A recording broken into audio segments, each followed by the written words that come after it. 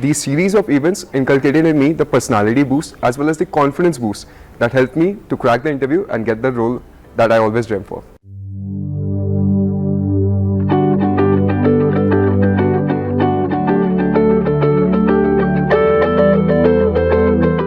I was placed as a process analyst in Wipro Limited on day 0, and it was nothing short of an achievement for me.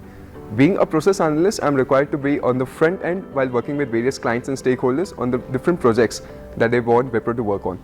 So this role involves me enhancing my people skills as well as working on my analytical skills, and hence it was a very interesting opportunity for me and I took this role. Coming to how I achieved this role, so I believe it was a combination of various events and a series of preparations which led me to this.